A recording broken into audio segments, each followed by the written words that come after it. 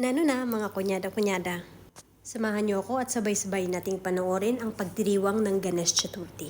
Ito ang isa sa pinakamalaking pagdiriwang ng mga Hindu dito sa India. Ito ay ang kapanganakan ng kanilang Diyos na ang pangalan ay Ganesh. Siya ang Diyos ng karunungan, kasaganahan at pinaniniwalaang nagtatanggal ng kahit anumang pagsubok na darating. Ito ay pwedeng 2 araw, 5 araw, or 7 araw depende sa debosyon ng pamilya. Sa selebrasyon na to, lahat ng pamilya ay nagtutulong-tulong at hindi kumukuha ng ibang tao kasi kailangan na membro ng pamilya mismo ang gumagawa ng pagkain, paghahanda at anumang preparasyon para sa Ganesh Chaturthi.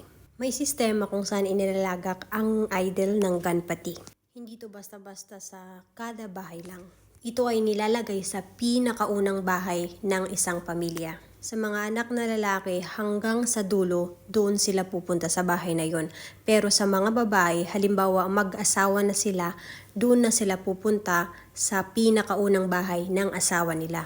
Marami pang mga bagay-bagay ang naobserbahan ko dito at alam ko mas marami pa akong matututunan. Nakailang balik na ako dito sa India pero ngayon ko lang natutunan kung bakit elephant yung ulo ni Ganpati, kung bakit broken yung isang tusk niya, kung bakit may daga sa ilalim ng idol, kung bakit may sindur siya sa noo, kung bakit malaki siya, kung ano yung paborito niyang dessert, kung bakit 21 pieces yung grass, spring, at marami pang iba. Bilang isang first-timer na masaksihan ko yung ganitong klaseng festival nila, halo-halong emosyon.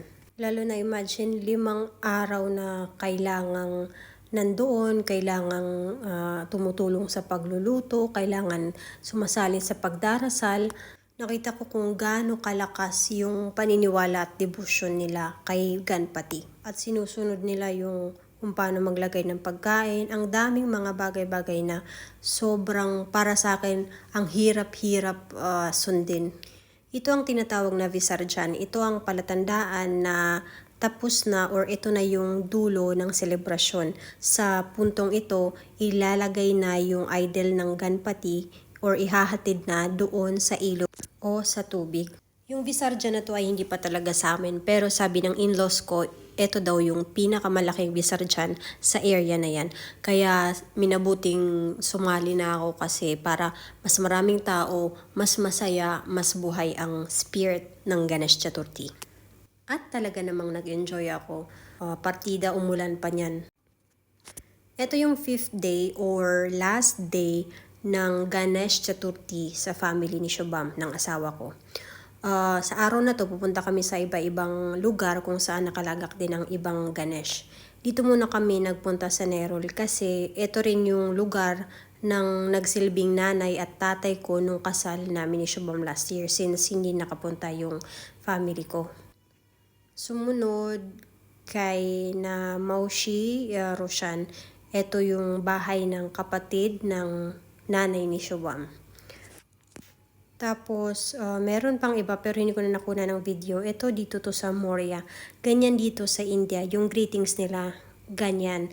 Kailangan lagyan mo ng sindur. 2 yan, may turmeric tsaka sindur. Tapos pag first time ng mag-asawa na pumunta sa isang bahay, ganyan, binibigyan din ng regalo. Tapos may rituals pa yan, yung may bigas, tsaka may nyog. Medyo natutunan ko na to kasi last year nangyari na to. So may alam na ako. Ayan. Ito yung huling arti. Ang arti, yan yung prayers na ginagawa sa Ganesh Chaturthi. Tapos ito na yung pinaka-last na prayer bago ilabas yung idol ng Ganesh, ng Ganpati, and then magvivisarjan na or yung sayaw na may kasamang prosesyon. Tapos pagkatapos nun, pupunta na kami doon sa lugar kung saan ilalagay na yung idol ni Ganesh sa may tubig. Pagkalabas ng idol ni Ganesh, after na ng prayer, may mga iilang rituals pa rin ang gagawin. Kagaya niyan, maglalagay ng bigas doon sa ulo ni Ganesh. 5 beses yan. Tapos ang dami ring firecrackers. Kung makikita nyo nga, puro usok na. Walang tigil yan siya. Tapos iikot ng 5 beses. Pagkatapos nun, dadaan kami sa ilalim ng idol. Ayan.